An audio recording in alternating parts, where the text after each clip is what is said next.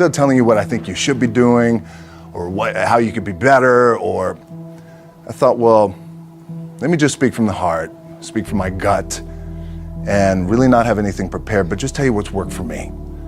And maybe some of the stuff that's worked for me might work for you now, currently, presently, as you guys have your goals and ambitions, but then further on down the line, as you guys continue to live your life.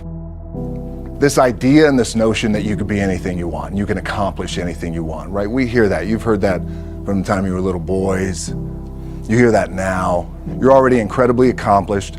You guys know that. The thing that has worked for me is to remember the hard times. So, and I'm sure you guys all have your processes. And again, I'm going to tell you what's worked for me. So before a big movie comes out, before, back in the days when I was wrestling with WWE, a WrestleMania match, anything big that would happen, I would always take a moment and I'd just remind myself, all right, I was evicted when I was 14.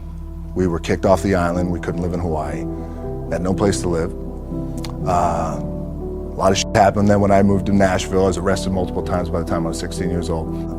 I would remember that, and it allows me then to be present in the moment and understand, holy shit, the stuff I have around me right now, this is the shit that I dreamed of when I was a kid. I am here. I played for University of Miami, played for great teams. Warren Sapp, Ray Lewis, they were my teammates. They were balling. Warren Sapp was playing tight end that time. I was starting defensive tackle. Yeah, they moved him over to D-line. And he looked at me, he's like, yo, dude, I'm gonna take your spot. And I said, you ain't taking my spot. He said, I'm gonna take your spot. I said, no, you ain't. We battled, and he took my spot. Now you can imagine how that with me, because there goes my opportunity. He went in, switched to defensive tackle, lit the world on fire. Well, what that did, it crushed me, it crushed my dreams. I had a piss poor senior year, zero production, no NFL, no combine invite, nothing. Finally went to the CFL, Calgary Stampeders, making $250 a week Canadian. Now I had to send that home to my wife at that time. Had no money. So I remember that. When I got cut from Canada, my dad in his pickup truck came down 4 o'clock in the morning, picked me up in Miami from Tampa. We lived in a little apartment in Tampa. He drove down in his little pickup truck to Miami to get me when I was cut from the CFL. And I thought, well, I leave home like you guys left home. I'm ready to tackle the world, to get after it, achieve my dreams and goals. Crushed by 22, 23 years old. Now I got to move back in with my mom and dad. I played on great teams though. Wait a second, this is not supposed to be my future. I'm supposed to be in the NFL right now. I'm supposed to be making a lot of coin and buying my parents, buying me, taking care of my wife, but it never happened. So I pulled out my wallet. I thought, well, let me see how much money I have. I opened it up. I had a 5, a 1, and change. Well, at least I rounded up to $7. But I thought, God, ain't this a bitch? I got $7 in my pocket. Where the f do I go now? What do I do? I can't go back to CFL. The point comes where you hear that voice, the big run's over. Like, you're done, right? So I heard that voice.